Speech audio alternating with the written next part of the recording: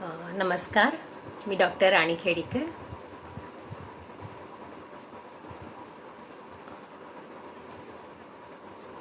कोणी आहात तर प्लीज कमेंट करा.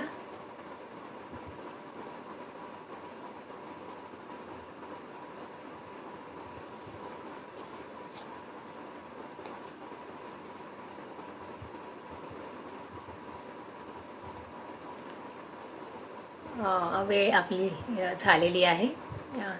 6 एक्झॅक्टली वाजलेले आहे. तर आपण सुरू करूया का? नमस्कार. मी डॉक्टर राणी खेडीकर. सर्वप्रथम बालरक्षक महाराष्ट्र ही जी चळवळ आहे, ही जी संपूर्ण यंत्रणा आहे, यांना माझा त्रिवार सलाम. इतकं सुंदर कार्य या चळवळीच्या माध्यमातून आज महाराष्ट्रभर सुरू आहे आणि याचा लाभ अनेक बालकांना होतोय. मी कायम बालरक्षक यांचा FB पेज जे व्हिडिओज येतात ते कायम बघत असते. वाघ सर मला याची माहिती वेळोवेळी देत असतात. त्याच्यामुळे हे कार्य काय तयारीने हे कार्य तुम्ही करत आहात, त्या तुमच्या तयारीला माझा सलाम आहे. आपण सुरू करूया. सर्वप्रथम शिक्षण मंत्री माननीय वर्षाताई गायकवाड मॅडम, शिक्षण सचिव माननीय वंदना कृष्णा मॅडम, शिक्षण आयुक्त माननीय विशाल सोळंकी सर, संचालक MSCERT माननीय दिनकर पाटील साहेब, उपसंचालक समता कक्ष पुणे कमलादेवी आपटे मॅडम, माननीय शोभा खंदारे मॅडम, माननीय थोड सर, नरेश वाघ सर, जगदीश कुडे सर, भरत काळे सर, मनोज चिंचोरे सर आणि तानाजी डावरे सर, या सगळ्यांना मी मनपूर्वक धन्यवाद देते. त्यांनी मला इथे आमंत्रित केलं आणि आज मी माझे विचार, माझा विषय आपल्यासमोर मांडणार आहे. विषय खूप मोठा आहे. 1 तासास पूर्ण होणारा हा विषय नाही. तरी मी प्रयत्न करणार की सगळ्या बाजू आपल्या पुढे मांडू शकेल. विषय असा आहे, रेड झोनमधील ज्या स्त्रिया आहेत, त्या व्यवसाय करणाऱ्या स्त्रिया आहेत, त्यांची जी मुलं आहेत, त्यांना समाजाच्या सामान्य प्रवाहात आणण्याचा हा एक प्रयत्न आहे. हा विषय मी PhDला अभ्यासाला घेतलेला. त्यापूर्वीही मी PG मध्ये पण आणि या विषयावर PhD करणारी महाराष्ट्रातली मी पहिलीच आहे आणि 10 वर्ष माझे कंप्लीट झाले PhD करून, तरीही अजून कोणीही या विषयावर हात घातलेला नाही. विषय नाजूक आहे. आपल्याला अनेक पैलू आहे विषयात दडलेले आहे. आपल्यासमोर जे भडक चित्र उभं केलं जातं अनेक माध्यमातून, ते संपूर्ण सत्य नाही. विषय समजून घेऊ. अभ्यासात्मक दृष्टिकोनातून हा विषय आज मला इथे मांडायचा आहे. आपल्या सगळ्यांच्या माध्यमातून, बालरक्षकांच्या माध्यमातून आपण खूप सुंदर, खूप मोलाचं कार्य करत आहात. ते आपले तर लक्षात येतं किती दुर्गम भागात तुम्ही जाऊन जे शिक्षणापासून वंचित जी मुलं आहेत त्यांना तुम्ही एकत्र करत आहात, शिक्षण देत आहात. टोटल 2780 बालरक्षक, प्रशिक्षित बालरक्षक या क्षेत्रात कार्यरत आहेत. ही चळवळ राबत आहे. 26,000 रजिस्टर्ड आहेत. किती मोठं हे कार्य सुरू आहे. माझा विषय मांडताना एक गोष्ट आवर्जून सांगावीशी वाटते. चित्र अनालिसिस करणं हे समाजाचं काम आहे. एक चित्र बघितलं, त्याच्यावरून आपण अंदाज बांधत असतो त्या मागच्या सत्याचा, त्या गोष्टीचा. पण ते पूर्ण सत्य असतं का? नाही. म्हणून रिसर्च या अभ्यासाला विशेष असं महत्त्व आहे. आपल्या आयुष्याची जे कोणी PhD करतात, रिसर्च करतात, एखाद्या विषयाचा सखोल अभ्यास करतात, आयुष्याची 10 वर्ष कमी त्या विषयाला देत असतात. मग हा जो काळ त्या विषयाला दिलेला हा जो काळ आहे तो खूप महत्त्वाचा आहे. तर हा काळ संपूर्ण आपल्यापुढे आज मांडणं मला अशक्य आहे. तरीही मी ज्या महत्त्वाच्या गोष्टी आहेत त्या आपल्या तर बाल्यावस्थे बद्दल आपण डिस्कशन इथे करू. जन्मापूर्व पासून सुरू करून कौमार्य अवस्थापर्यंत या रेड झोन मधील बालकांची काय अवस्था आहे हे आपण जाणून घेऊ. आणि टप्प्याटप्प्यानुसार ज्या प्रसंगानुसार ज्या घटना केसवर्स मला इथे नमूद कराव्याशा वाटतील त्या मी आवर्जून नमूद करेल. कारण त्या स्थितीची माहिती होणं, ती स्थितीचं सत्य कळणं खूप गरजेचं आहे. आणि शिक्षक मी म्हणजे असं म्हणेन की मागच्या जन्माचा हा पुण्यसंचय आहे. शिक्षक असणं हे हा मागच्या जन्माचा आहे. सजीव संपत्ती सढळ हाताने खर्च करण्याचा अधिकार तुम्हाला आहे. तर ही सजीव संपत्ती कुठली? ही लेकरं, छोटी छोटी लेकरं, छोटी छोटी बाळा, तुमचे विद्यार्थी. यांना नेहमी आई, दुसरी आई असं म्हटलं जातं. 6 ते 7 तास ती मुलं तुमच्यासोबत असतात. फक्त आपण सिलेबस पूर्ण करणं एवढी शिक्षकाची जबाबदारी असते का? नाही. सिलेबस तर एक आई म्हणून मी कंप्लीट करू शकते. कोणतीही सुशिक्षित आई ती पण मुलांचा अभ्यास घेऊ शकते. पण जीवन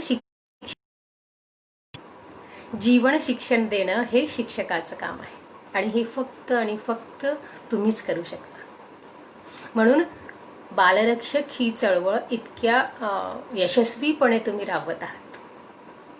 तर ही सजीव संपत्ती जी तुमच्या हातात आहे. म्हणून मी इथे आज आपला विषय मांडण्यासाठी आणि तुम्हाला आव्हान करण्यासाठी, विनंती करण्यासाठी इथे उपस्थित आहे. तर विषय सुरुवात करूया. आता अनेक प्रश्न आपल्या मनात निर्माण होतील. तुम्ही कमेंट बॉक्समध्ये ते प्रश्न टाकून ठेवा. नंतर मी सगळ्या प्रश्नांना उत्तरं जरूर देणार. घेतला असा प्रश्न मला कायम विचारला. कॉलेजमधून आम्ही प्लेसमेंटला निहार नावाच्या संस्थेमध्ये गेलो होतो. तिथे ही रेड झोन मधली मुलं, त्या आयांची मुलं इथे असतात हॉस्टेलवर. तिथे 15 दिवस आमचं प्लेसमेंट होतं. त्या 15 दिवसात ही मुलं बघितली, त्यांना जाणून घेतलं, त्यांचं वागणं बघितलं आणि मनात विचार आला की या विषयावर आपण अभ्यास करायला हवा. विषय कठीणच होता आणि आता 10-12 वर्षापूर्वी आणखी अवघड होतं. मी घरी येऊन बाबांना माझे विचार सांगितले. माझे बाबा प्रॅक्टिशनर ॲडव्होकेट होते. तर त्यांचा रेंट कंट्रोल ॲक्टवर त्यांची प्रॅक्टिस होती. त्याच्यामुळे त्या नागपूर आणि पुणे असा कम्पॅरेटिव्ह स्टडी मी केलेला आहे. तर नागपूर जो भाग आहे त्याचं नाव गंगा जमुना असं आहे. तर बाबा रेंट कंट्रोल ॲक्टची प्रॅक्टिस करत होते. म्हणून तिथल्या ज्या स्त्रिया होत्या त्यांच्या बऱ्याचशा केसेस माझ्या बाबांकडे होत्या. आणि त्या स्त्रिया बाबांना भाऊ मानत असे. अत्यंत विश्वास त्यांचा. खूप साऱ्या केसेस ते पैसे फी न घेता लढत असे. मग त्यांनी मला व्यवस्था करून दिली. त्यावेळेचे कमिशनर OP वाली साहेब हे पण बाबांचे ओळखीचे होते, मित्र होते. त्यांनी सगळी मला व्यवस्था करून दिली तिथे जाण्याची, त्यांच्याशी बोलण्याची. हे सगळं टप्प्याटप्प्याने झालं. पण विषय असा आला की मी अभ्यास सुरू केला तेव्हा 40 एक प्रश्नावल्या मी भरून घेतला, क्वेश्चनियर ज्याला म्हणतात. मग लक्षात आलं की ही उत्तरं सगळी सारखी येत आहेत. त्या बायका सगळ्या सारखी उत्तरं देत आहेत. मग मी बाबांना म्हणाले की हे सगळे सारखे उत्तर येत आहेत, मग मी अभ्यास माझा पुढे जाणार. तर बाबांची ही गोष्ट मी त्या दिवशी पदराला बांधली. ते म्हणाले, हे जे तुला उत्तर मिळत आहेत ते मी कमवलेल्या गोष्टीचं तू व्याज घेत आहे. तुला तुझी उत्तरं हवी तर तुला तुझे प्रश्न निर्माण करायला पाहिजे आणि तुझ्या पद्धतीने ती उत्तरं तू शोधायला पाहिजे. आणि तेव्हा मी हे जाणलं की आपल्या प्रश्नांची उत्तरं आपण स्वतःच शोधायला हवी आपल्या पद्धतीने. आणि आपली पद्धत काय असेल हे पण आपणच ठरवायला हवं. माझा खरा अभ्यास सुरू झाला. मग रेडक्रॉस सोसायटीचं तिथे हॉस्पिटल होतं. त्यांचे बरेच कामं त्या वस्तीमध्ये चालत असे. मग मी त्यांना तिथे जॉईन केलं. तिथून मग मी विचार केला, आतापर्यंत जे होतं ते त्यांच्यापर्यंत मी जे पोहोचले होते ते त्या स्त्रिया माझ्याकडे येऊन बसायच्या तेव्हा त्यांच्यातर्फे जे पप्पांकडे यायचे त्यांच्याशी बोलायला, ते त्यांना सांगायचे, ये अपनी दीदी है, आपके ऊपर किताब लिख रही है, इनको अच्छे से जवाब देना. देण्याचा अर्थ त्या अच्छा जवाब देणार. म्हणून त्यांच्या आयुष्यातले ते काळे कोपरे त्यांनी माझ्यापुढे उलगडले नव्हते. मग मी आजूबाजूच्या शाळांमध्ये फिरू लागले. तिथे मुलांची भेट होत होती त्यांच्या. मग तिथून ती मुलं शोधून काढली कुठली शाळेत जाणारी वगैरे. मग त्या मुलांच्या माध्यमाने मी त्या आईपर्यंत पोहोचत गेले. अशा प्रकारे तो एक प्रवास सुरू झाला. आणि मग मुलं ही सगळ्यात सुंदर माध्यम असतं आईपर्यंत पोहोचण्याचं. ही मुलं मला आईपर्यंत न्यायची तेव्हा मला ती स्त्री मी कधी पाहिली नाही. मला जी भेटली ती फक्त आईच भेटली. आणि या स्त्रीची कहाणी अशी, प्रत्येक स्त्रीची, माझा अभ्यास आईवर आहे. हा विषय, माझा विषय एवढाच आहे, आई आणि ती मुलं. आईला जेव्हा मी जाणू लागले तेव्हा मला ती आई, तिच्यातली ती बाई ती कळू लागली. सुरुवातीला मी कपमध्ये वगैरे असायच्या, मुलं पण तिथेच असायची. फार डिस्टर्ब होत असे मी की कसा परिणाम होत असेल मुलांच्या मनावर वगैरे वगैरे. अनेक सामान्य माणसाला जे प्रश्न पडतात ते मलाही पडू लागले. मग मी प्रश्नावली, माझी डायरी सगळं गुंडाळून बाजूला ठेवलेलं होतं. मी नुसती त्यांच्याशी चर्चा करायची, मुलांशी खेळायचे, त्यांच्याशी बोलायचे. तेव्हा एक एक गोष्टी जेव्हा उलगडत गेल्या तेव्हा लक्षात आलं, आपण जन्मपूर्व पासून सुरू करूया. त्या बाईला अनेक प्रश्न, तिला काय गरज आहे आई व्हायची, जेव्हा हिची इतकं अस्ताव्यस्त हिचं जीवन आहे तरीही आणखी एक आयुष्य परत या जगामध्ये आणते. त्या बालकांना ही आई काय देऊ शकते. तर मी म्हणेन की प्रत्येक स्त्रीला अधिकार आहे आई होण्याचा, तो तिला पण आहे. आणि तिला सगळ्यांपेक्षा जास्त आहे असं मी म्हणेन. तिला सगळं जग कुरतडायला सुटलंय. तिच्याकडे एकही नातं नाही, आपलं जिव्हाळ्याचं ती म्हणू शकेल असं एकही नातं नाही. मग अशा स्त्रीला पहिला अधिकार आहे आई व्हावं तिने. मग तिला आई होण्याचा अधिकार आहे आणि ती आई होते. ती मूल जन्माला येतपर्यंत 8 महिने 8व्या महिन्या 9व्या महिन्यापर्यंत ती तो व्यवसाय करते. काही पैसे पदरी जमा करते की पुढे काही दिवस ती काम करू शकणार नाही म्हणून. अशा अवस्थेमध्येही ती आणि मला खूप बारीक गोष्टी इथे तुम्हाला सांगाव्याशा वाटतात. मी तिथे जायचे जेव्हा मी ज्या महिला प्रेग्नंट असायच्या त्यांच्या त्या खाटेच्या खालना छोटी छोटी झबली लपून ठेवलेली त्या मला दाखवायच्या. ये बच्चे के लिए बनाया है, ये खरीदा है, ये ती त्या बाजेखाली ही आई होताना ज्या भावना जी मला माझ्या त्यांच्याही मनात होते. मग काय फरक काय आहे? काहीच नाही. अशा प्रसंगांचा मी इथे उल्लेख करेन जेव्हा ती हे पहिलेची परिस्थिती मी सांगते. आताही बरेच बदल झाले असणार किंवा असंही घडतही असणार, घडतं. जेव्हा तिची बाळ डिलेवरीची वेळ येते, एक स्त्री आम्ही अशी एक दिवस असं झालेलं, तिची डिलेवरीची वेळ आली आणि असं होऊ नये अशी परिस्थिती. ते बाळ अर्धवट आत अर्धवट बाहेर अवस्थेमध्ये आणि ती तरफडत होती.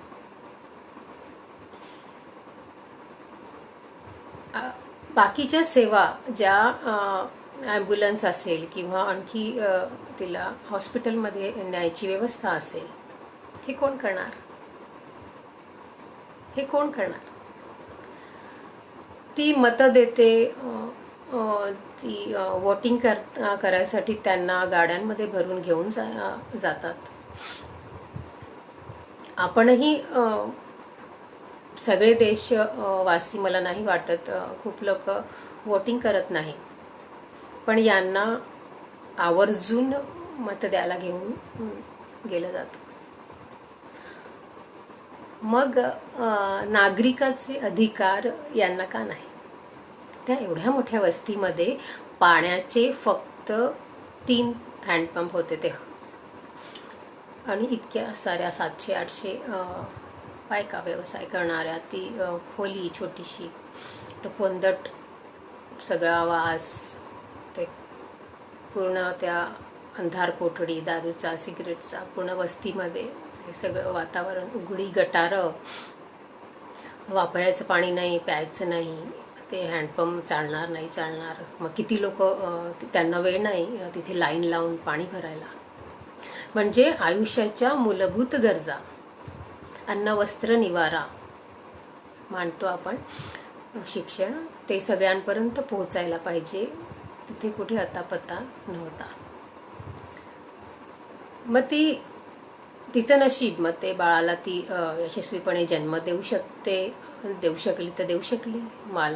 आणि बालमृत्यूचं प्रमाण पण खूप जास्त, स्त्रिया आत्महत्येचं प्रमाण त्या वस्तीमध्ये खूप जास्त, एकमेकांच्या रागावरून एकमेकांना मारून टाकण्याचं प्रमाण पण खूप जास्त. सगळं असुरक्षित आणि अनिश्चित अशा वातावरणात ती मुलं पण तिथे आहे. ह्या मुलांची व्याख्या मी स्पष्टपणे इथे सांगू इच्छिते. हे चाइल्ड प्रॉस्टिट्यूट्स नाही, ही त्यांची मुलं आहेत जी अजून त्या व्यवसायात गेलेली नाही. आणि ही निराधार पण आहेत, काही मुलं निराधार पण आहेत, कारण तिथे त्यांच्या आईचा मृत्यू झाल्यावर त्यांना सांभाळणारं कोणीच नाही. मग ती पुढे जी घरवाली त्याला म्हणतात, जी अनेक मुलींना आपल्याकडे व्यवसायासाठी ठेवते, ती म्हणजे तिचा अधिकार म्हणून ते मूल तिच्याकडे आपोआपच ते हस्तांतरित होतं आणि मग त्याचं काय करायचं ते ती करते. मग अशी निराधार मुलं पण तिथे बरीच आहेत. आणि पालकाच्या नावावर फक्त आई आहे. असं ते मूल जन्माला येतं. मग त्याला सांभाळण्याची काय व्यवस्था असेल? तिच्या व्यवसायाच्या वेळी हे मूल कसं सांभाळलं जात असेल? तेव्हा कुठलीही व्यवस्था नव्हती. मग नंतर पाळणाघरं वगैरे येऊ लागली, पण त्याचा वापर या महिलांना किती प्रमाणात करत होत्या हा पण एक प्रश्नचिन्ह आहे आणि होतं पण. मग ही अगदी तान्ही मुलं, मग ती रडणार, मग त्या व्यवसायाच्या वेळी ही कशी सांभाळली जाणार? काय करत असतील, कसं सांभाळत असतील. त्यांचा आवाज नको असतो रडण्याचा, किंवा त्यांचं काम, त्यांचा व्यवसाय सुरू असताना त्या काळामध्ये ते बाळ आपल्या कुशीत घेऊ शकत नाही, त्याला सांभाळू शकत नाही. अत्यंत सुन्न करणाऱ्या गोष्टी. मग ते बाळ अफू किंवा अफू, गांजा अशा प्रकारचे ड्रग्स त्यांना अगदी तान्ह्या बाळाला दिले जायचे. 3-4 महिन्याच्या बाळाला. आपण कल्पना करू शकता हे त्याच्या मानसिक शारीरिक आरोग्याशी किती मोठा खेळ आहे. पण तिच्याकडे पर्याय नव्हता.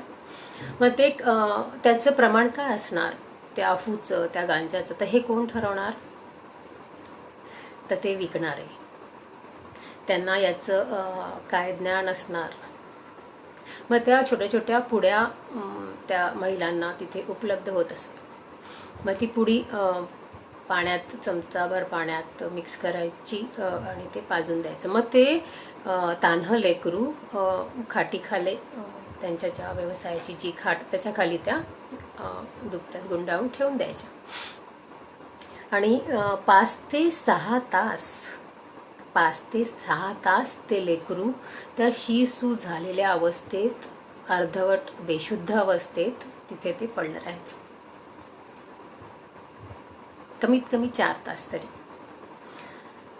मग तिला वेळ झाला तेव्हा तिथे बाळ अधेमध्ये काढायची. मग त्याचे कपडे बदलले तर तिला वेळ असेल तर ती कपडे बदलायची, नाही तर ते बाळ ते पाजून परत तिथे. म्हणजे तुम्ही विचार करा, एक लेकरू 6 तास बेडखाली शी-सू झालेल्या अवस्थेमध्ये निश्चित पडून राहतो. बालहक्क कुठं, कसं हे मूल घडणार आहे? त्याच्या मानसिक आरोग्यावर, शारीरिक आरोग्यावर हा 3-4 महिन्यापासून हा झालेला हा प्रहार कसं ते लेकरू सहन करणार आहे? असं हे बाळ मोठं होत जातं. मग ते तिथे राहेनासं होतं. रांगायला लागतं किंवा धरून चालायला लागतं. मग ते तिथे राहू शकत नाही. मग ते सरळ खोलीच्या बाहेर त्याला सोडून देतात. मग एकदा खोलीच्या बाहेर सोडलं की ते चालू लागणारं बाळ चालत पूर्ण वस्तीभर त्याला वाटेल तिथं ते फिरतं. मग हे चालणारं बाळ त्याच्या डोळ्यापुढं जे येईल ते बघत तसं मोठं होतं. इट्स नॉट क्लिअर, पण तुम्ही बघू शकता एक पोलीस आणि एक लेकरू घेऊन ती महिला आहे. हे माझं थिसिस आहे. ज्यावेळी पोलीस तिथे धाड टाकतात त्यावेळी ती महिला ज्या अवस्थेत असतात त्यांना ते घेऊन जातात. इथे तुम्ही बघू शकता एक तान्हं लेकरू घेऊन ती आई पोलिसांच्या गाडीमध्ये चढत. मग इतकी तान्ही मुलं ती त्यावेळेला कुठे ठेवणार? मग ती सुटेपर्यंत ती त्यांच्या जवळ असतात. सांगायचा उद्देश वयापासूनच हा प्रहार त्यांच्यावर सुरू झालेला असतो. परिस्थितीत मोठी होत जातात. जे समोर येईल ते बघत जातात. तशी ती वाढत जातात. बाल्यावस्था कधी येते, कधी निघून जाते, त्यांचं त्यांनाही कळत नाही. स्त्री आणि त्यावेळेला एक जी तिथे आई होती, गंगा जमुना क्षेत्र आहे ते, त्याचं नाव असं, एक गंगा आणि एक जमुना नावाच्या 2 स्त्रिया तिथे पळवून आणल्या गेला राजस्थानमधून कुठल्या अशा गावातून. आणि मग ते क्षेत्र तिथे वाढत गेला. हीच कहाणी सगळ्यांची. आता तुम्ही एक विचार करा, एक मुलगी छोटीशी 7-8 वर्षाची मुलगी जी बाल्यावस्थेमध्ये आहे, राजस्थानच्या अत्यंत इंटिरियर बऱ्याचशा गावातनं, झाशीमधनं, अनेक नेपाळमधनं खूप ठिकाणून तिथे मुली आणल्या गेल्या त्यावेळेला. आता आता माझी जी होती, मला ज्या मातांशी मी भेटले त्या तेव्हा 2-2 लेकराच्या आई होत्या. त्यांची ही कहाणी. तर ती 7-8 वर्षाची असताना तिला त्या मुली इतकं कडक घरामध्ये वातावरण तेव्हा असायचं. आता पण आहे, तिथे बालविवाह होतात, अनेक प्रकारच्या कुरीती अजूनही आहेत. तर अशा कुटुंबातून की तिने आपल्या घराचं अंगण देखील बघितलं नाही, अशी ही मुलगी 7-8 वर्षाची. अशी ही मुलगी जिने आपलं अंगणही घराचं बघितलं नाही, ती इथे आणली जाते. आणि खूप जवळच्या व्यक्तीकडून हे सगळ्या गोष्टी होत असतात. ती तिथे आणली जाते, विकली जाते आणि ती संपूर्ण 30 वर्ष ती त्या वस्तीमध्ये च्या बाहेर पण गेलेली नाही आहे. आता मला सांगा, ती 7-8 वर्षाची छोटीशी मुलगी जिने आपलं अंगण घराचं बघितलं नव्हतं आणि मग ती इथे विकल्या गेली, मग या वस्तीच्या बाहेरचं अंगण पण तिने बघितलं नाही. मग तिचा काय दोष आहे? तिचा काय दोष आहे की किती ते पावित्र्य आहे, किती ते पावित्र्य आहे. तिने तर अंगणही बघितलं नाही तिच्या घरचं, आणि या वस्तीमधून पण ती कधी बाहेर गेली नाही. तिला आणलं गेलं, तिला जे आयुष्य दिलं गेलं, यात तिचा दोष काय? काहीच नाही. सगळ्या स्त्रियांची हीच कहाणी. आणि या आता आई भावाचं वाटलं, आपलं कोणीतरी जिव्हाळाचं असावं असं वाटलं, तर तिने तो आपला अधिकार घेतला. मुलं ती त्या परिस्थितीत जन्माला देते, त्यांना तिच्याकडनं होईल तसं ती सांभाळ करण्याचा प्रयत्न करते, पण त्याचा पर्याय वस्तीचा नाही आहे. मग ती काय करणार? मग ही लेकरं तिथे फिरतात, मोठी होतात, त्या अवस्थेमध्ये ते सगळं वातावरण ते अडॉप्ट करत जातात. न काय शिकायचं ते शिकत जातात. एक मी कविता या स्त्रियांच्या वर केलेली, त्याच्या 2 ओळी इथे मी म्हणजे तिची स्थिती काय आहे त्या आईची हे तुम्हाला एक्झॅक्टली कळू नये. लाल दिव्याच्या वस्तीवर एक आई भेटली मला, लाल दिव्याच्या वस्तीवर एक आई भेटली मला. गडद काजळी रेषे मागे, गडद काजळी रेषे मागे, दाटली होती अगतिक ममता. गडद काजळी रेषे मागे, दाटली होती अगतिक ममता. लाली पांघरलेल्या ओठाखाली, लाली पांघरलेल्या ओठाखाली, जखमा होत्या हिरव्या, जखमा होत्या हिरव्या. एक चित्र मी तुमच्या डोळ्यासमोर इथे उभं करते. एक आई आहे जी तयार आहे तिच्या कामासाठी. ॲट द सेम टाईम तिची ती छोटी मुलगी आहे 8-9 वर्षाची. ती शाळेचा युनिफॉर्म घालून, घट्ट 2 वेण्या घालून तिथेच बाजूला बसून अभ्यास करते, तिथेच वावरते. हे दृश्य जर तुम्हाला दिसलं तर तुम्ही याला कसं ॲनालिसिस कराल? याचं काय ॲनालिसिस कराल? चित्र दिसतंय की लेकरू तयार आहे शाळेत जायला आणि आई पण आपल्या कामासाठी तयार आहे. मग हा फोटो पण माझ्याकडे इथे आहे की बघू शकाल. इथे एक युनिफॉर्मवर मुलगी तुम्हाला दिसणार आणि तिची आई ती व्यवसायासाठी इथे तयार आहे आणि मुलगी शाळेत जायला तयार आहे. तर ती मुलगी याच्यावर बातमी आलेली, आलेला की मुलांच्या मानसिक स्थितीवर या सगळ्या वस्तीचा, त्या आईचा किती वाईट परिणाम होतोय. आणि या स्त्रियांना कळायला पाहिजे की मुलांसमोर याची तयारी करून त्यांनी नाही वगैरे वगैरे वगैरे बरंच काही छापलं गेलं. मी पण त्याच सामान्य मानसिकतेने तिथे आम्ही त्यांना आवर्जून सांगायचो की मुलं शाळेत गेल्यावर किंवा ते बाहेर पडल्यानंतरच तुम्ही तयार व्हा. त्यांच्यासमोर तुम्ही तयार होऊ नका किंवा तुमच्या कामाला सुरुवात करू नका.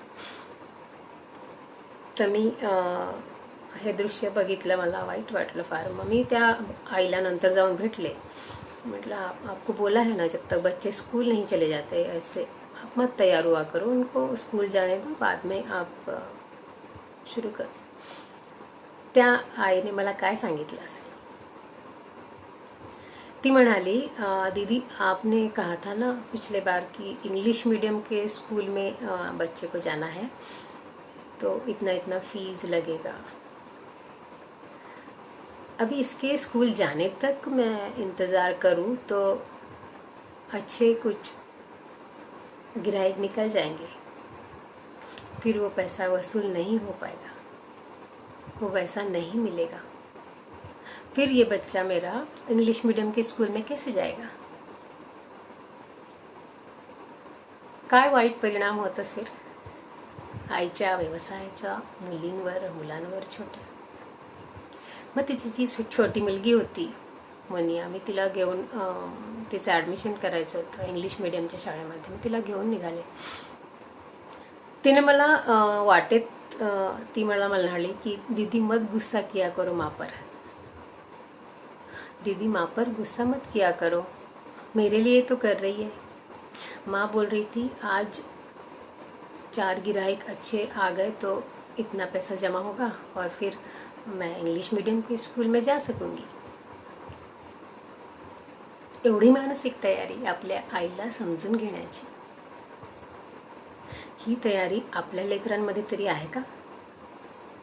आपल्याला वारंवार सांगावं लागतं. आणि आपल्याकडे एवढा मोठा ताफा आहे, आपलं कुटुंब आहे, शेजारी आहे, आपले मित्र आहे, चांगले संस्कार आहे, तरी वारंवार जाणीव करून द्यावी लागते. पप्पा दिवसभर काम करतात, मेहनत करतात, आई दिवसभर घरात राबते तुमच्यासाठी. कितीदा सांगावं लागतं, जाणीव करून द्यावी लागते. तरी पण हे शक्य होतं का? ही मुलगी आई या व्यवसायासाठी तिच्या पुढे तयार होऊन उभी आहे. आणि ही नॉर्मल आपल्या स्कूलच्या, आता तुम्ही कदाचित फोटो बघू शकले असाल, ती तयार आहे. दोघीही आपल्या आपल्या कामासाठी तयार. ही आई आपल्यासाठी इथे उभी आहे, एवढी मोठी गोष्ट हे लेकरू समजू शकलं. आणि जे चित्रावरून जे ॲनालिसिस केलं गेलं होतं की तिच्या या अशा वागण्याचा, आईच्या अशा तयार होऊन उभे राहण्याचा मुलीच्या मानसिकतेवर काय परिणाम होणार, किती वाईट परिणाम होणार. उद्या तीही हे बघून ती पण या व्यवसायाकडे झुकणार. पण या मागचा हा अभ्यास, या मागची ही मानसिकता समजून घेणं, ही जाणून घेणं हे अभ्यासामुळे शक्य झालं. आणि हे मला आपल्या पुढे ठेवायचं. तर ही मुलगी त्या आईला कधीतरी त्या आईने असं सांगितलं असणार का, मैं ये कर रही हूँ, वो कर रही हूँ तुम्हारे लिए? नाही, त्यांना तेवढं नाही कळत. मग हे कसं कळलं असेल तिला? ही तिथली मुलं आपल्या आईचा खूप रिस्पेक्ट करतात. मुलं मुली सगळे छोटे जे कोणी. तिला हे कसं कळलं असणार? कारण त्या आईनी त्या मुलांना आपल्या सगळ्या दिनचर्येमध्ये सामावून घेतलं आहे. कारण तिच्याकडे पर्याय नाही आहे आणि तिच्याकडे तिचं असं कोणीही नाही आहे. ही मुलं आपल्या वहीवर, मी एकदा वही बघितली त्यांची मुलीची, त्याच्यावर नावं लिहिली होती, त्यांच्या पुढे पैसे, वहाँ का साहब, यहाँ का साहब, हे ते, आणि सगळा हिशोब अगदी काटेकोरपणे मांडलेला. आईची सगळी ही कामं हे मुलं करत असतात. ये पैसा आ गया, आणि हे सगळा हिशोब तोंडावर अगदी असतो की असं इकडून आईला हे पैसे येणार, ते मग याचं असं असं मॅनेजमेंट करणार. या कच्च्या वहीवरून या गणितातून ते आपल्या आयुष्याचं गणित मांडत असतात. मग इथे सगळा मानसिक परिणाम वगैरे हा सगळा अभ्यास माझा फोल ठरला होता. माझी थेअरी इथे काम करत नव्हती. खरं त्या तशा तयार झालेल्या स्त्रीचा त्या मुलीवर सामान्य जो नियम आहे तो तसा परिणाम सांगतो, पण तो तसा परिणाम झाला नाही. कारण ही मुलं आपल्या आईला जाणतात, ती त्यांच्यासाठी काय करते हे ते समजतात, आणि म्हणून त्यांच्याकडून अशी मुलं घडत आहेत आणि घडली त्यावेळी. अन्न, वस्त्र, निवारा, शिक्षण, सुरक्षा. अन्नाचं बोलूया. जेवणाच्या नावावर तिथे त्यांच्या घरात किचन नसतं. एक 10 बाय 10ची खोली छोटीशी, तिथे फक्त एक खाट, एका कोपऱ्याला मळकी कपडं, त्यांचे जे काय कापडं पिशव्या तेवढं, आणि भिंतीवर डोळे मिटलेले शंकरजीची मूर्ती, त्यांचा आराध्य देव. 11व्या अध्यायामध्ये शिवपुराणाचा उल्लेख आहे. म्हणून शंकरांनी या स्त्रियांना मान दिलेला, म्हणून त्या भिंतीवर त्यांची मूर्ती ठेवतात आणि डोळे मिटलेली मूर्ती ठेवतात. हे एवढंच ते त्यांचं ते जग. आणि या जगामध्ये ती मुलं कधीच येत नाही. ती कायम बाहेर ओसरीवर झोपलेली असतात, तिथेच ते जेवतात. जेवण म्हणजे मी तेव्हा तिथे जायचे तेव्हा ती सुरुवातीला ती मला मुलं विचारायची, दीदी आपके घर में रसोई घर है? दीदी आपके घर में सच्ची का रसोई घर है? वहाँ आपकी माँ खाना बनाती है? मला फार आश्चर्य वाटायचं, ही असे प्रश्न का ही मुलं विचारतात. तर त्यांनी कधी किचनमध्ये आपल्या आईला स्वयंपाक करताना किंवा किचनच त्यांनी बघितलेलं नाही आहे. त्यांना घर काय हेच ठाऊक नाही आहे. म्हणून इतकी बेसिक सामान्य गोष्टी पण त्यांच्यासाठी स्वप्न आहे. मग त्यांच्या जेवणाची व्यवस्था कशी होते. मग तिथे सायकलवाले भैया लोक फिरतात. ते सायकलीवर 4 डबे जेवणाचे असतात, वरण भात, भाजी पोळी, चिकन, ज्यांना जेवढे पैसे असेल त्यानुसार ते मुलांच्या हातावर पैसे ठेवले जातात, किंवा त्या भैयाला महिन्याचे किंवा काही दिवसाचे पैसे, आगाऊ पैसे दिले जातात. मग ही मुलं, तो सायकलवाला भैया आला की धावत त्याच्याकडे जातात. मग ते जे काही त्यांची एक प्लेट ठरलेली असते त्यात ते वरण भात पोळी, त्या दिवशी आईकडे पैसे असले तर चिकन पण ते, आणि ते 2 पायावर बसून ओसरी बाहेर खोलीच्या बाहेर बसून ते खातात. काही मुलं हातात पोळी घेऊन पूर्ण वस्तीवर फिरून ती पोळी खातात. ते तशा प्रकारे ते जेवतात. मग तिथे काही संस्थांतर्फे मुलांना जेवण दिलं जात असे. मग ते माझ्याकडे कंप्लेंट करत असे, बघा यांना साधं जेवता पण येत नाही, एवढं यांच्यासाठी आम्ही खिचडी आणतो, हे आणतो ते. त्यांनी रसोई घरच ज्या मुलांना माहिती नाही, ते कसं बसून जेवतात, त्यांनी ते कधी बघितलेलंच नाही. त्यांच्याकडून काय अपेक्षित आहे, त्यांच्याकडून काय अपेक्षित असणार आहे, आणि का आपण या अपेक्षा त्यांच्याकडून ठेवतोय. आता बालरक्षकांचे मी भरपूर व्हिडिओ बघते. तुम्ही खूप अगदी इंटिरियरमध्ये जाऊन शाळाबाह्य मुलांना गोळा करतात, त्यांना शिक्षणासाठी तयार करता, शिक्षण देता आणता. मग ही मुलं पण एक क्रिमिनल त्यांचा बॅकग्राऊंड असणारच आहे. त्यांच्या स्कूल बॅगमध्ये तुम्हाला सुरी सापडेल, अफूची एखादी पुडी सापडेल, गांजा सापडेल, अशा गोष्टी त्यांच्या बॅगमध्ये सापडणार आहे. हे अत्यंत कॉमन आहे. मग कारण ती मुलं त्याच जगात राहत आहेत. मग ही अशी असणारच आहे, ही आपल्याला अशीच स्वीकारावी लागणार आहे. पण त्यांना शिक्षण देऊन त्यांना समाजाच्या सामान्य प्रवाहात आणणं ही त्यांच्यापेक्षा जास्त या समाजाची गरज आहे. का मी असं म्हणते, ही एक मुलगी जर शिकली, ही एक मुलगी, हे एक लेकरू जर या वस्तीच्या बाहेर पडलं तर ते अनेक लोकांची यापासून सुटका म्हणण्यापेक्षा अनेक लोक बाधित होण्यापासून किंवा तिचं आयुष्य खराब होण्यापासून वाचणार आहे. एक स्त्री, एक मुलगी जेव्हा त्या व्यवसायात जात असेल ती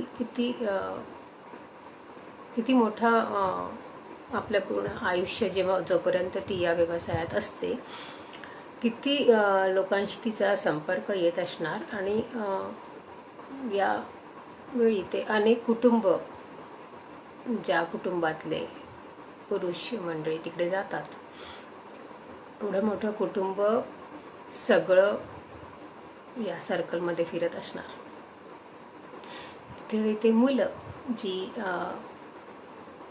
पुढे मोठे झाले की चरस, दारू वगैरे सगळं विकतात. अनेक प्रकारच्या गुन्हेगारी व्यवसायाशी ते संलग्न होतात आणि ते व्यवसाय ते करतात. ते दलाल म्हणा किंवा मीडिएटर असे पण ते काम करतात. मग हा मुलगा किती मुली इथे आणत असणार आपल्या आयुष्यामध्ये. मग हा एक मुलगा शिकला, एक मुलगा शाळेत गेला तर अशा किती मुली इथे आणण्यापासून आपण थांबवू शकतो. म्हणून हा एक मुलगा जरी शिकला तरी त्याच्या संपूर्ण आयुष्यात 1200 मुली जो तो इथे आणणार आहे. त्या 1200 मुलींच्या मागे, प्रत्येक मुलीच्या मागे गुरफटणारे 1200 कुटुंब आणि त्या 1200 प्रत्येक कुटुंबामधले 4-4, 5-5 सदस्य. केवढं मोठं गणित आहे. म्हणजे तुम्ही एक मुलाला जर शिक्षित केलं, तिथल्या एक मुलीला जर वाचवून घेतलं तर आपण जे व्हाईट कॉलर लोक आहोत त्यांच्यापासून वेगळे आहोत. आपण समाजात वावरतो आहोत. आपल्यापैकी 4000 लोक, 3 ते 4,000 लोक या चक्रापासून आपण मुक्त करणार आहोत. इतकं मोठं हे काम आहे. इतकं मोठं हे काम एका मुलाला किंवा एका मुलीला वाचवून आपण करणार आहोत. इतकं फायद्याचं हे गणित आहे. म्हणून मी बालरक्षक चळवळीच्या माध्यमातून हे इथे सांगते. कारण मी आधी पण म्हणाले, शिक्षक होणं ही तुमची मागच्या जन्माची पुण्याई आहे. कारण दुसरं कोणीही हे कार्य करू शकणं इतकं सहज नाही. तुमच्याकडे सजीव संपत्ती सढळ हाताने खर्च करण्याचा अधिकार आहे आणि त्याचं कौशल्य तुम्हाला अवगत आहे. म्हणून अशी लेकरं तुमच्या या कार्याच्या माध्यमातून कार्य करत असताना जेव्हा तुम्हाला भेटतात किंवा भेटणार किंवा तुमचा संपर्क येणार, तर माझी कळकळीची विनंती आहे की यांना तुम्ही या चळवळीतून आपल्या कार्याचा भाग जरूर बनवा आणि यांना या प्रवाहात आणण्याचा जरूर प्रयत्न करा. आणि तुम्ही करत आहात, मला माहिती आहे. वैशाली मॅडम, त्यांचं पण इथे लाईव्ह झालेलं बालरक्षक आहेत नवी मुंबईमधल्या. त्यांनी पण मला त्यांचं माझ्या बोलणं झालं तेव्हा त्यांनी मला शेअर केलं, इथे पण त्यांनी शेअर केलं की या वस्तीतल्या मुलांचा असा संपर्क आला आणि मग त्यांनी प्रयत्न केले त्यांच्यासाठी काम करण्याचा. असंच तुम्हाला पण अनेक लोकांना ही संधी येणार. तर माझी विनंती आहे की तुम्ही या मुलांना ही जशी आहे तशी आपल्याला स्वीकारावी लागणार आहे. मी त्यांची परिस्थिती आपल्यापुढे मांडण्याचा प्रयत्न केला. कुठल्या परिस्थितीतून ही मुलं जातात, कुठल्या त्रासातून ही मुलं जात आहेत आणि ते ज्या परिस्थितीत आहेत, ज्या पद्धतीचं ते वागत आहेत, यात त्यांचा कुठलाही दोष नाही. ती वस्ती त्यांना जे काही देत आहे ते अनकॉन्शियसली ते सगळं ग्रहण करत आहे. त्याच्यामुळे ती तशीच वागणार आहे, ती तशीच बोलणार आहे. त्यांच्या स्कूल बॅगमधून तुम्हाला अशाच वस्तू सापडणार आहे. पण तरीही आपणच हे प्रयत्न करून यांना शैक्षणिक प्रवाहात आणू शकतो. कबूल आहे, मला मान्य आहे. सगळे नाही शिकणार, सगळे नाही तयार होणार, पण 2-4 मुलं तयार होतील, 2-4 मुलं तुमच्यासोबत येतील, शाळेच्या वर्गात बसतील, नाही कळणार काही, अभ्यासात हुशार नसणार, बुद्धिगुणांक त्या पातळीचा नसणार. पण एक गोष्ट लक्षात घ्या, मी आधी पण म्हणाले, सिलेबस कंप्लीट करणं म्हणजे शिक्षक आहे का? नाही. इथे तुम्हाला जीवन शिक्षण द्यायचं आहे.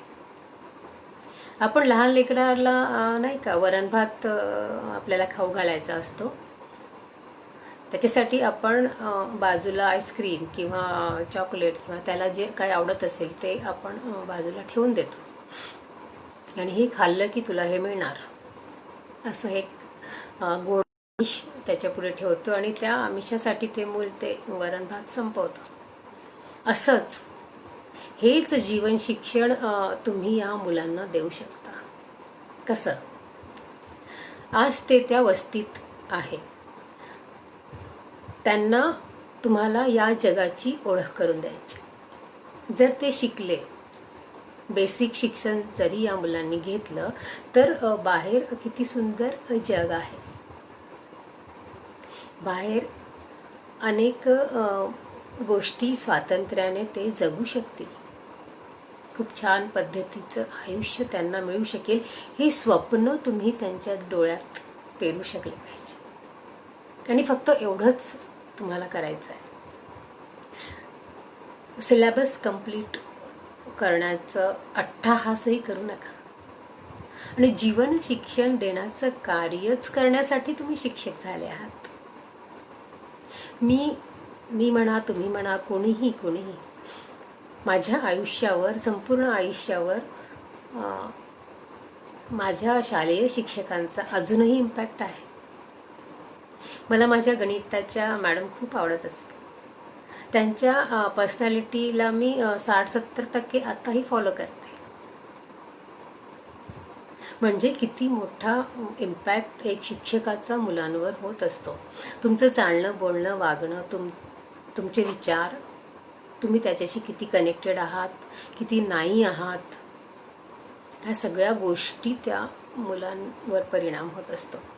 ॲट अ टाईम तुम्ही 60 मुलांवर, 60 आयुष्यावर, 60 भावी पिढी जी गुरुकिल्ली ज्या मुलांच्या हातामध्ये आहे, अशा मुलांवर आपला इफेक्ट तुम्ही सोडत असता. तुम्ही किती मोठी सेलिब्रिटी आहात.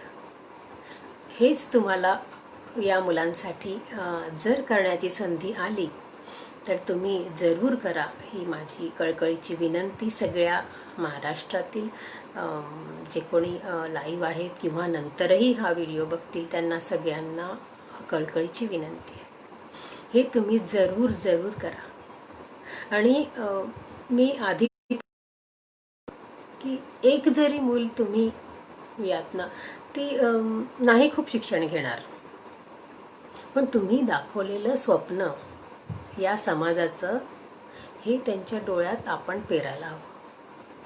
म्हणून मी सांगते, आणि मी जे काम करते त्यांची मनबुद्धी दत्तक घ्या, त्यांचं मन दत्तक घ्या, त्याची जबाबदारी तुम्ही घ्या. मन जिंकणारा जो शिक्षक आहे, जो कोणी व्यक्ती आहे, तो त्यांच्याकडून काही पण करून घेऊ शकतो. शिक्षकांनी सांगितलेलं, शिकवलेलं पुस्तकी ज्ञान माणसाला लक्षात राहत नाही. तो पेपरमध्ये लिहून ते विसरून जातो. पण माझे शिक्षक अमुक अमुक वेळेला तमुक तमुक गोष्टी मला बोलले होते, मला सांगितलं होतं. मी ते आजही फॉलो करते आणि तुम्ही पण करत असाल तुमच्या शिक्षकांनी सांगितलेल्या गोष्टी. तर असं जीवन शिक्षण तुम्ही अशी जीवनाची स्वप्न तुम्ही त्यांच्या डोळ्यात तुम्हाला संधी मिळाली तर जरूर जरूर पेरा. आणि या बालरक्षक चळवळ यंत्रणेला माझी एक विनंती आहे की या माध्यमातून या वस्त्यांमध्ये माझ्याकडे ॲनालिसिस आहे, माझ्याकडे प्लॅनिंग आहे, कसं काम करता येईल मी ते काम केलं आहे.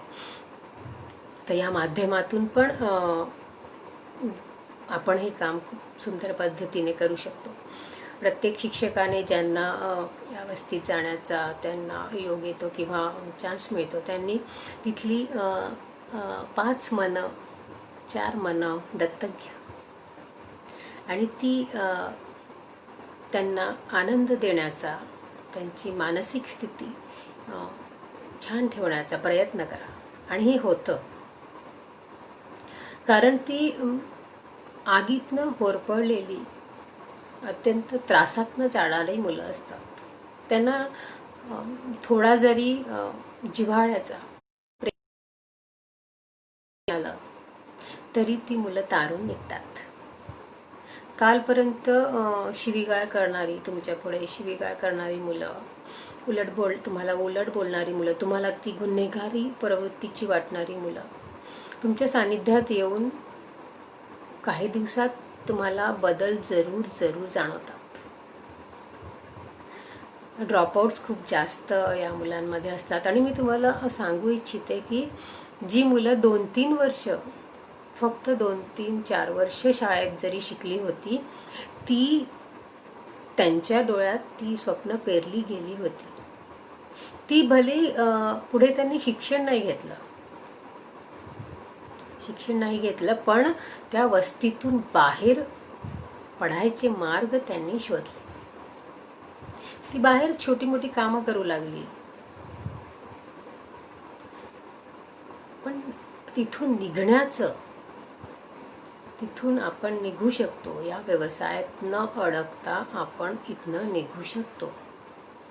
हा आत्मविश्वास, हे स्वप्न पेरणं खूप गरजेचं आहे.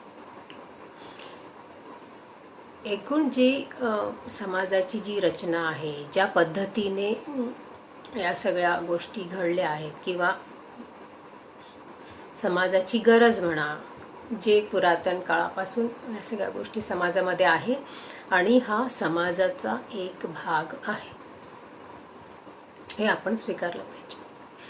आणि यातनं जेव्हा ती मुलं जी आमच्या पुढे शाळेत जायची, आज ती घडली, मोठी झाली, छान ठिकाणी कामं करतायत, शिक्षण घेतलं, लग्न झाले, त्यांचे संसार झाले, हे जेव्हा आपण बघतो एक मानसिक समाधान आपल्याला मिळतं. यातली ही मुलं घडली नसती, शिकली नसती, ही त्या वस्तीच्या बाहेर पडली नसती, तर ती मुलगी किंवा तो मुलगा आज आपल्यापैकी 4000 लोकांना आपल्या चक्रामध्ये अडकवून तिकडे असते. फार जोखीमेचं हे गणित आहे आणि आपण शिक्षक हे गणित खूप प्रेमाने, खूप जिव्हाळ्याने आपण सोडवू शकता, जीवन शिक्षण देऊन.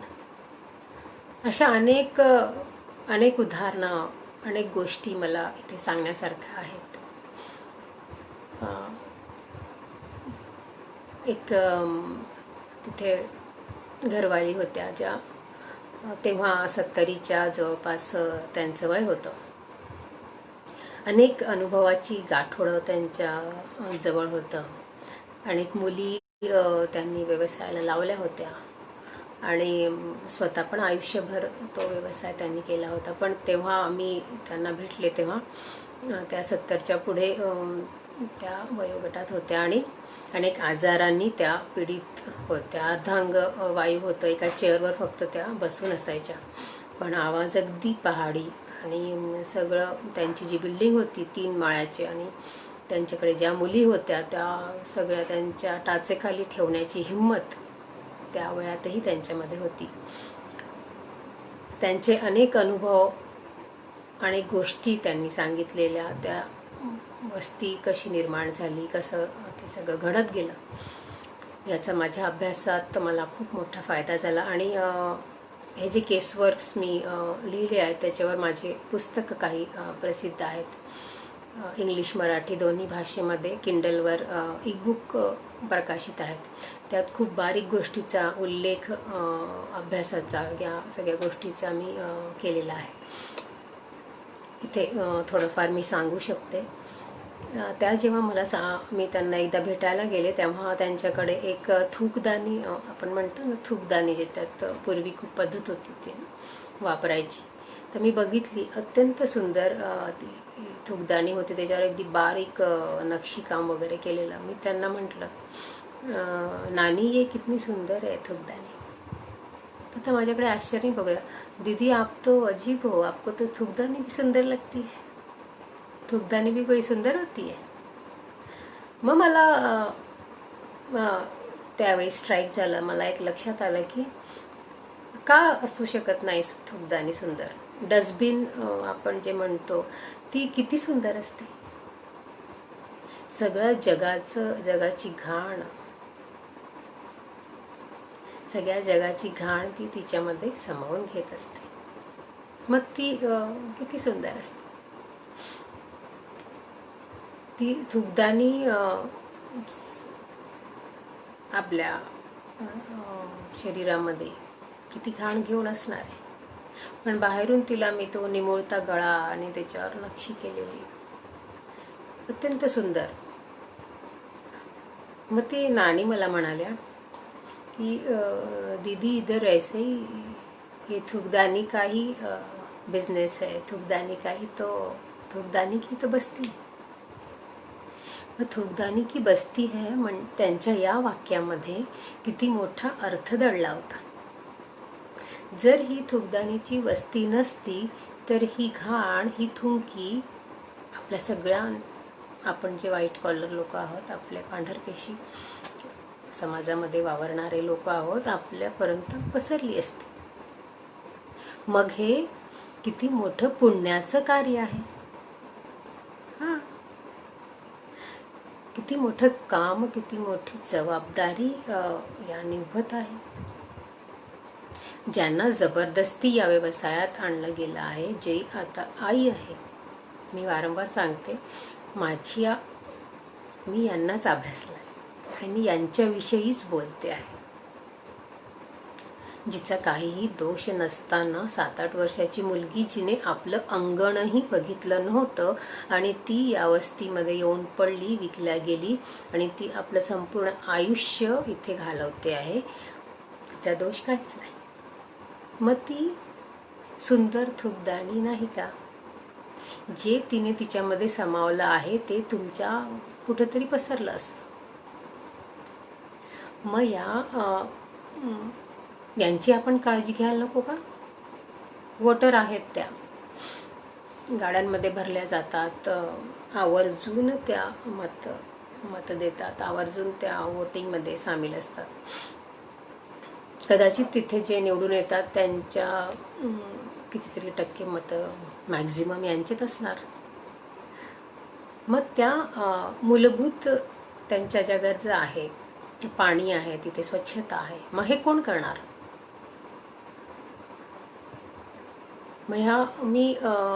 मला फार आश्चर्य वाटतं कधी कधी या सगळ्या गोष्टी जेव्हा आठवतात. तिथे आम्ही भेटायला गेलेलो, तिथले जे जबाबदार लोक होते, तिथे आम्ही कंप्लेंट केली की इथे वस्तीमध्ये फार घाण असते, पाण्याची व्यवस्था नाही आहे, पिण्याचं पाणी नसतं, वापरायचं पाणी नसतं. एक जबाबदार जागेवर बसलेली व्यक्ती असं उत्तर देऊ शकते? ते म्हणाले, तुम्हाला काय, इथे सगळी सुखसोयी निर्माण करून ही वस्ती काय कायम ठेवायची? म्हणजे याच्या मागची काय भूमिका आहे हे मला कळलं नाही. तिथे सुखसोयी निर्माण, सुख नाही, सुख कसलं आलं? पण प्यायचं पाणी, त्यांना वापरायचं पाणी, स्वच्छता, निदान आरोग्याची काळजी, मग हे तिथे ह्या हे उपलब्ध करून देणं म्हणजे तुम्ही ती वस्ती कायमस्वरूपी ठेवू इच्छिता का, असं ते मला म्हणाले, आमच्या ग्रुपला म्हणाले. आम्हाला फार आश्चर्य वाटलं. मग तुम्ही त्यांची मतं घ्यायला त्यांना का घेऊन जाता? मग त्यांच्याशिवाय तुम्ही जिंकून या. तुम्हाला त्या वस्तीमध्ये या मूलभूत सोयी ती एक तिथे कोणीतरी लोक राहतात आणि ते तुमच्या मतदान क्षेत्राचा तो एक भाग आहे आणि तुम्ही बाकीच्यांना जशा सोयी उपलब्ध करून देता तशा सोयी त्यांना पण उपलब्ध झाल्या पाहिजे. सामान्य नागरिकाच्या ज्या गरजा आहे त्या पूर्ण झाल्या पाहिजे. ही मागणी चुकीची आहे का? नाही. पण त्यांचं ते उत्तर शून्य करून जाणारं होतं. त्यांचं ते उत्तर खरंच शून्य करून जाणारं होतं. अशा अनेक गोष्टी, असे अनेक अनुभव मी पुस्तकामध्ये नमूद केले आहेत आणि कधी आणखी मला असं व्यासपीठ उपलब्ध झालं तर मी जरूर व्यक्त करणार. आता कदाचित वेळ संपलेली आहे. वाघ सरांचं मनापासून धन्यवाद. त्यांनी मला याच्याशी जोडलं आणि इथे अभिव्यक्त होण्याची संधी त्यांनी मला उपलब्ध करून दिली. त्यासाठी मनपूर्वक आभार. आणि मी जी गोष्ट, जे आवाहन, जी विनंती आपल्याला बालरक्षकांना केली आहे ती तुम्ही 1%, अर्धा टक्का का होईना, जशी संधी येईल तुम्ही जरूर हे करून बघा आणि तुम्ही करणार, हा मला विश्वास आहे. या विश्वासासोबतच मी माझं आजचं बोलणं इथे थांबते. आपल्या सगळ्यांचे मनपूर्वक आभार. नमस्कार.